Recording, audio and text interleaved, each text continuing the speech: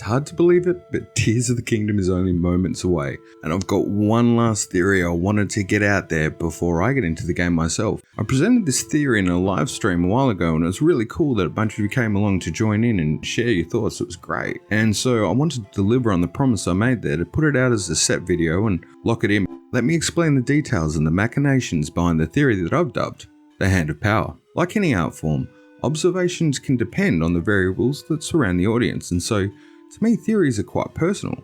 They're how you interpret the world around you, and what you see might be different to somebody else. Breath of the Wild was a phenomenal game, and it's set mysteries out there that have been truly special. It's a composition of disparate elements that combine into the Hand of Power. For me, it was mind-blowing because although it echoes my own thoughts and predictions about Tears of the Kingdom, it hinted at something even greater than even I could have anticipated when I put all the pieces together.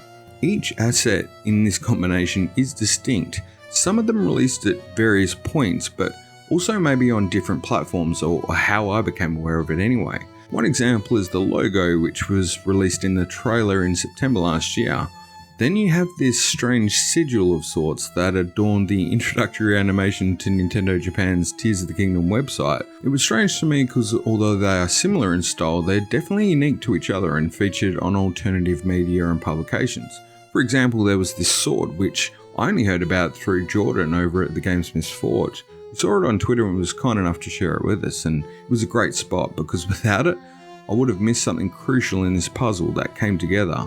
The runic patterns in particular have had me curious in terms of how they might feature. I covered in a previous video how two of them could connect and join, and it could be a potential answer to understanding or translating the hieroglyphs that we were looking at in the monument. Either way, it seemed to be significant, but I couldn't quite figure out why. So you can imagine that I was quite excited when I had the image of the Master Sword with the runic circles and the sigil, and the overlay showed they matched completely. The runic symbols lined up exactly. I mean not close, but exact in terms of those aspects and how it surrounds these key images. One, the depiction of the broken Master Sword, and an ominous sigil hinting specifically towards things like the tears that are synonymous with the title, and other aspects of duality that have been prominent throughout the series. And it seemed like something quite significant, so I went a little further, edited out the background of the runic sword image to see how I overlaid with the sigil. Now, well, let's just say the connection seemed more than just coincidental. I was trying to understand what this thing was, and I call it a sigil because that was what I seemed to find when I was looking up this type of emblem or symbolism, and it describes it as a type of symbol used in magic. The term is usually referred to as a pictorial signature of a deity or godlike creature or a spirit. In modern usage, especially in the context of chaos magic, the sigil refers to a symbolic representation of the practitioner's desired outcome.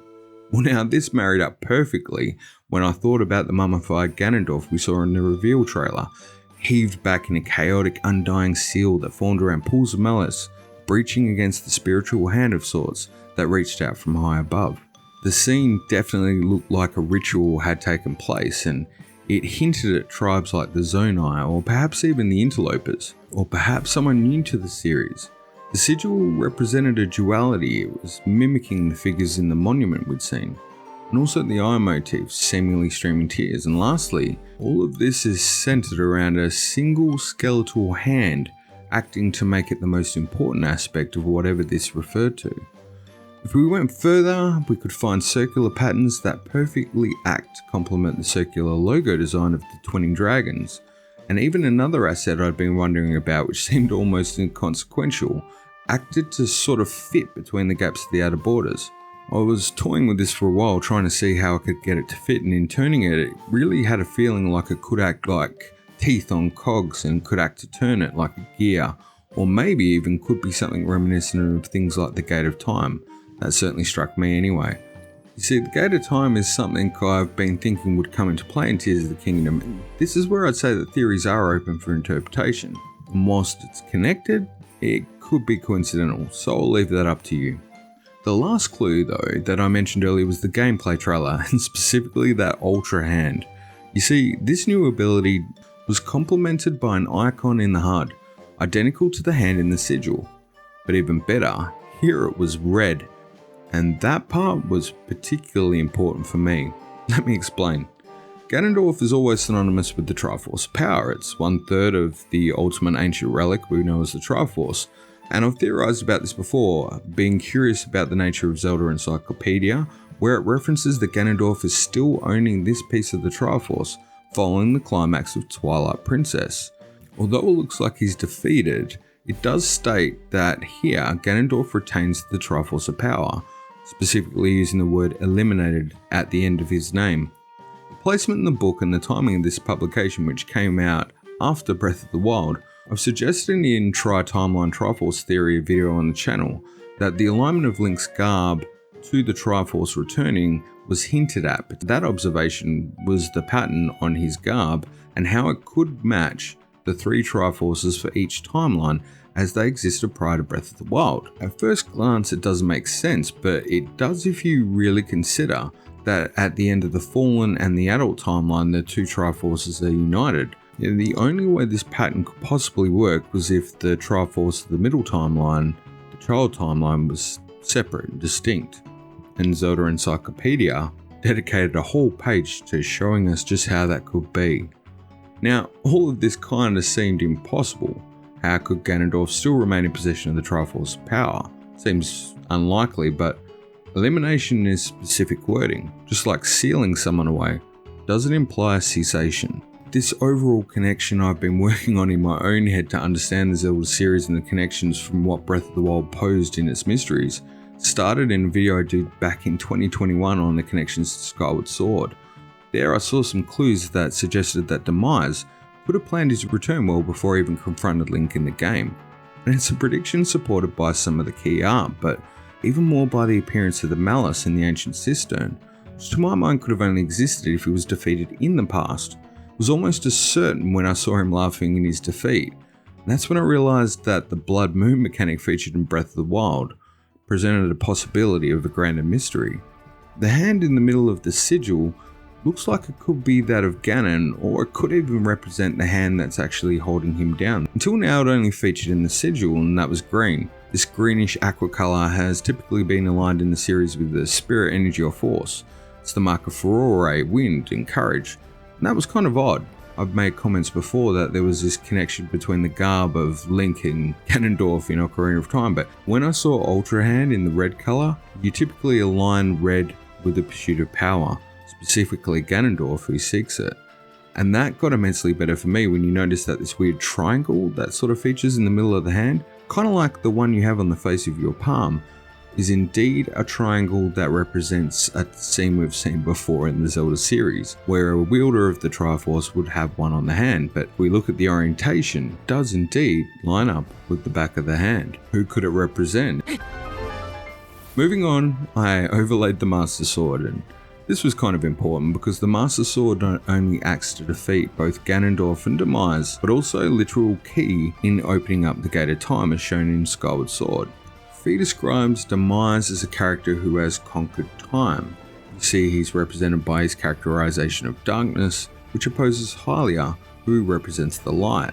And whilst Hylia hasn't conquered time, she shows aspects of foresight and indeed manipulation of time through travel, whether it be the harp, the ocarina, or the Gate of Time, which remains in play at the end of Skyward Sword.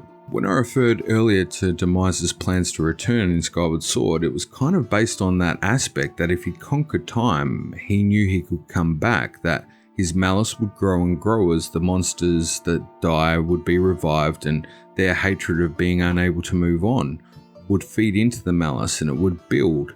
And this malice would eventually overtake more and more of Hyrule as they're unable to escape their torture, until the world itself is swallowed by this hatred and an endless army of savage monsters. Back then I thought it would be the greatest threat that the world would ever see, and so naturally the person behind that, Demise in this instance, would be very keen to snuff out any threats he has, and 2 of those would be the Master Sword and the Gate of Time. Looking at this crossover and this symbology, could it be that Demise would be looking to remove the Master Sword as a threat to maybe a potential return via the Gate of Time? It's up for interpretation. That's my point. I can only present to you the facts. But I have to add another aspect to it. So Lastly, we have the orientation of the hand, and here I'm noticing again it's face down, and that suggests that it's resting on the Master Sword. And that made me wonder about something else, which was that, could it be the two coming together that could trigger something? And referring back to the sigil, could that something be the desired outcome of the person who cast the mark in the first place? It could represent the Master Sword being a target of the malice, and we've seen that play out in the trailer for sure, but we know that a hand combines with Link in that first trailer, and it also is part of his unique powers.